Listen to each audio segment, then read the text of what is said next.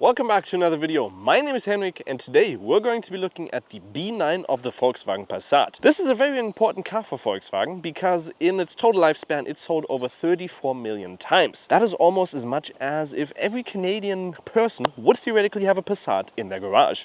That is quite a lot. This is the B9 variant. The B8 variant, for instance, last year alone in Germany sold almost 50,000 units. Most of those to businessmen, and for businessmen this is the perfect car in Germany because it goes fairly fast, low consumption if you get the diesel variant, and a very practical car. This, however, is, well, a little bit different to that. It's better. It's going to be more aerodynamic, it's going to be a little bit longer, you have more space, it's going to be more practical, it's going to be very efficient, and we're going to look at all of those changes. So let's get right into it. So what will you have to put down to get the new Passat in Germany? Well, the starting price is 40,395 euros. That gives you the basic variant of the Passat. Then you have the Business, the Elegance, and also the R-Line.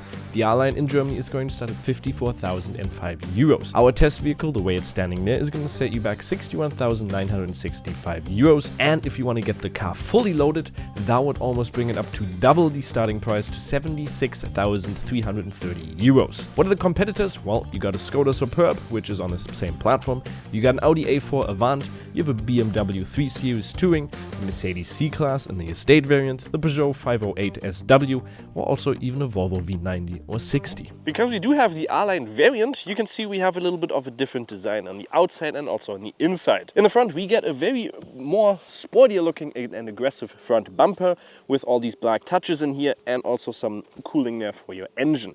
Up here you also get the badge, and on the side you also get air curtains which do cool the brakes and also the tires. The CV value of this car has also gone down to 0.25 or from a previous 0.31, which is a massive decrease. So there's a lot of things that have obviously changed. We also get this daytime running light going all the way through here, however it does not connect on the side here. A little bit of in-carving here on the bonnet to make those aerodynamic touches again, and a very nice looking front in my opinion. We do also get the IQ lights in here, which HD matrix lights, which is also a very nice touch. In the back you also get a little bit of a different design now. For instance, down here we have a black touch. We get a new diffuser down here, which looks pretty funky if you're driving from behind because it has a weird shape in my opinion, but it does help a lot with the air turbulence from behind. So the combination of the roof and also the diffuser down here makes it for a very efficient car in total with that 0.25 CV value. We also have the first time that we have the tailgate or the tail light in here in a complete bar, which is new with all the models. Reminds me a lot of the ID.7 from behind this car in general. We do also have the IQ lights in here, obviously. Down here, or up here actually, we have a little bit of a more spoiler, and you could theoretically also get a towing capacity of 2.2 tons, and you can put on there 90 kilograms, and a roof capacity or roof load also 100 kilograms. Now, because this car has increased in size by 14.4 centimeters, we can see we have a ton of space in here, 40 more liters in if you don't flip over the back seats, so 690 up to 1,920. That's 140 liters more, which is insane. So the size of this car basically is the same almost if you're getting an E-Class. It's the biggest car in the D segment and almost touching onto that E-Class segment, so a very big car. And you could theoretically also put a little bit more storage space down there, and yeah, a lot of space in here. And one of the biggest changes, obviously the size, like I already mentioned. Increase of 14.4 centimeters on the length, so 4 meters and 91.7 or 4 meters and 92 centimeters almost. And the size is just immense. The wheelbase is also increased by 5 centimeters or 2 meters and 84 centimeters now, 1 meter and 85 wide and 1 meter and 50 tall. On the side, with the R-Line, you also get the R design in here. You get new side mirrors design. You now get new 18-inch rims, and we also have 18-inch here in the full black design, which work really nice with the black and white touches on here. Nice little side skirt on the side, and just in general a very nice side profile in my opinion. I'm usually not the biggest fan of like these estate cars because they just look a little bit too, well, estatey. But I think this looks really nice. We also have the D-pillar here is a little bit more slanted towards the front now, and in general not soft close, that would be insane, keyless go in the front and also in the rear. You do also now have 8 different powertrain options, which is quite a lot. We have the 2-liter 4-cylinder inline engine with the front-wheel drive and the DSG gearbox, which has a power output of 150 horsepower and 360 Newton meters, which is obviously the diesel engine. We do also now for the first time have a high-tech turbo petrol engine, which is the 1.5-liter their TSI Evo 2 variant, which is used for the first time in plug-in hybrid models, with a new hybrid strategy offering up to 100 kilometers range. And in Germany, 95% of Germans drive less than 50 kilometers and 99% less than 100 kilometers, and therefore this is the perfect option if you're one of those drivers, which is 99% of you. Because of that extended wheelbase of around 5 centimeters, you get a lot more legroom in the back. My seat is adjusted to me around 1.81 m in the front, and you can see I got plenty of space. I can basically lie flat here almost, well not exactly, but I got so much space, even footroom in there is plenty. You do have a little bit of a tunnel in here which is fairly big, so the person in the center is going to not have the most comfortable seating position, but how many times are you going to sit in here with 5 people? You got heated seats and also 2 USB-Cs in the back, climate control in the back as well. Seats are very nice and comfortable. You also got a center console where you can flip some stuff over. You have a pass-through passage in there, and you can also put your phone or even a book in here, and you can watch a movie, for instance, and have a nice little flat lay in there, and 2 cup holders, which are very tiny, to be fair. On the side we have the Harman Kardon sound system, which we have upgraded here. We have a sunscreen thing in there, and we also have a little bit of ambient lighting in there, and the quality is okay wherever you touch. Well, that's nice, but then further down you get hard plastic almost everywhere. That is not where you'd usually touch, but other than that, pretty good quality. You could theoretically also, if you're interested, get a panoramic window up on the top. So before we start, just a quick heads up. We did an over-the update for this car, so we have the cars for around 2 weeks, and a week in we had an over-the update, and I was dumb enough to press on it, and since then we've had a couple of issues. So let me quickly start the car and you'll notice those issues. Side assist not working. Lane assist is not working. Front assist is not working. Protective, well, whatever it's called. And dynamic light is also not working. So our matrix LED lights are not working because they're not blending out anybody.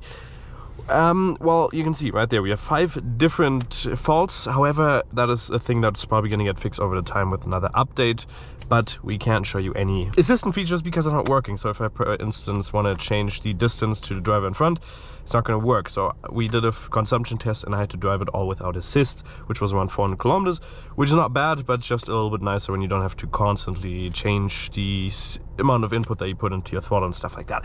But still, we're still going to look at everything. So interior-wise, they changed a couple of things.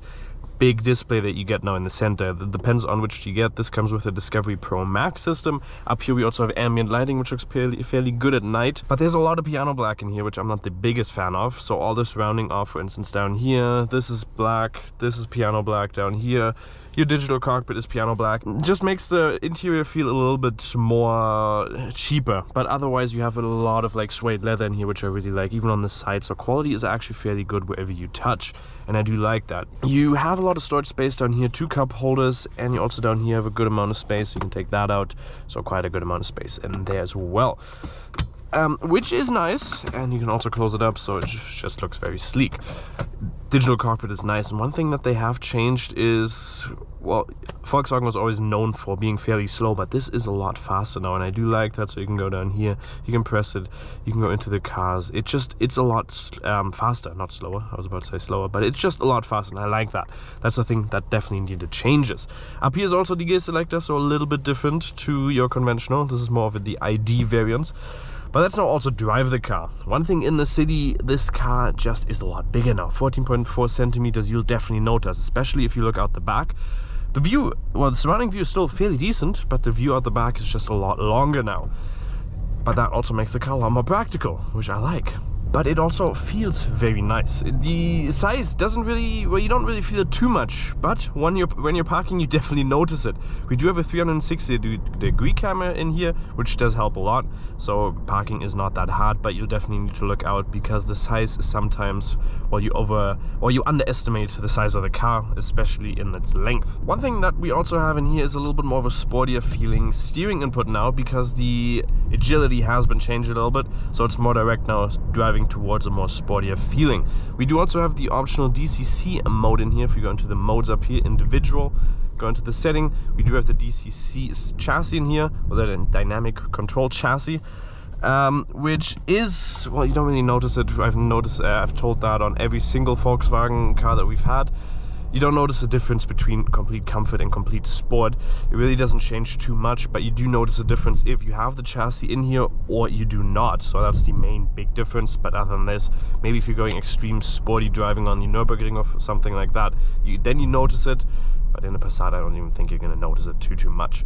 The steering wheel also feels very nice in your hand with a little bit of indents down here, so you can support a little bit of your your small finger on there, which is nice. And in general, a very nice way that it feels. We do also have ChatGPT in here, but for us it hasn't worked really. But you can ask it stuff, and it's gonna go back onto ChatGPT and try a couple of things. But if I, for instance, ask it now, I gotta speak German now, however.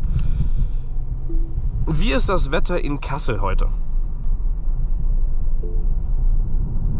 Zu deiner Anfrage finde ich gerade leider keine Antwort. It's gonna tell you for that question I currently don't have an answer, or sometimes even I am still working on that. I don't know how to comprehend that. But ChatGPT theoretically is integrated in here, but we don't have it activated. Digital cockpit, you can also change a couple of views in there. For instance, you can go in here and you can change whatever you want. And you can also show different sides, like if you want something else on the left side, you can show the your fuel usage and stuff like that. A couple of things that you can change, which is nice obviously to have. The suspension here is also fairly comfortable. It's not firm, it's not too soft, it's right in the middle where I like it, especially on the longer trips if you're driving faster. It is also very nice. We drove at top speed 223. And it was comfortable, you didn't have much steering input, and it just glided on the highway. Something that for Germans is definitely a must-have, because most people that drive it in Germany are just going to drive this on the Autobahn and just want a relaxing drive while getting to their destination fairly fast. Because most Passat drivers in Germany are just somebody in the back of the Autobahn that are going to try to overtake you with an insane amount of speed. The engine in here is the 150 or the 2-liter 4-cylinder engine with the 150 horsepower and 360 Newton meters, which is not too much, but you don't really need much more. It can go fast, it has an insane consumption. We did a consumption test, so video on the top right corner, but let's also quickly go into the consumption that we have. So since the last time we fueled the car, which was since we've got it, we've driven 843 kilometers, average speed of 56 kilometers an hour, and 5.9 liters, and that includes everything. Top speed Autobahn run for 88 kilometers, low speed run on the Autobahn, so you can check out all of those informations that you want, but 5.9 liters is insane. The claimed distance that you can get with this car is around 1,300 kilometers, which is basically from the top of Germany to the bottom, and that 1.5 times, which is insane. It is definitely a car that you can drive a ton with. At 66 liters, you can drive this without having to worry about when's my next fuel stop. And this engine is also, well, it doesn't have the amount of horsepower that you want if you're driving a little bit more sporty, but from 50 to 100, it is fairly decent up top. Then it takes a long time to get up to those speeds, and a typical diesel engine is a little bit more of a, or kind of ruggish driving experience, but it's still a fairly comfortable one, and one that in city even works very nicely and has a fairly decent consumption in the city as well. We do also have a massage function in here, which is nice, so you can press on that and you can massage your back. One of the best massage functions I've personally had in a car, because they have like very intense air pockets in there, and it is really nice. Assistant features I obviously can't talk about, but the first week we had it, I tried it out quite a lot, and they work very nicely. So if you want to use them, lane assist, travel assist works nicely, and the matrix LED light also works very nicely as well. So nothing really to complain about in those terms of aspects. The sound in here has also been reduced a lot, because we do have double glazed windows on the front and also on the side, so the sounds in here are very quiet, even especially if you're driving at higher speeds, still fairly comfortable. We're currently cruising at around 80, and I don't have to speak up in any way or form. The only thing that you might notice is tire noise over wind noise. So what is my final verdict on the Passat B9? Well, the design really does show very nicely, in my opinion. They have done a lot of things to the design, which I really like. CV value down to 0.25. That's a big increasement for range, efficiency, and just fuel usage in general.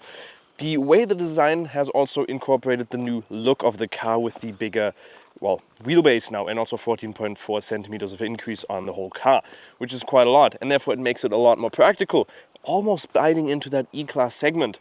which I really like, and just the practicality, the total usage that you get out of this car is just amazing. Quality interior is also nice. I like that they listen to the customers when it comes to the steering wheel with all the buttons, and in general a very nice complete package that you have here, especially if you're looking for a car that you might want to use from getting to A to B, longer road trips, 1,400 kilometers or 200 kilometers with this car. Full review on the fuel consumption is going to be on the top right corner right there if you want to check out that video. So hopefully you guys did enjoy. Make sure to like and subscribe. We'll see you next time. Bye-bye. Woo!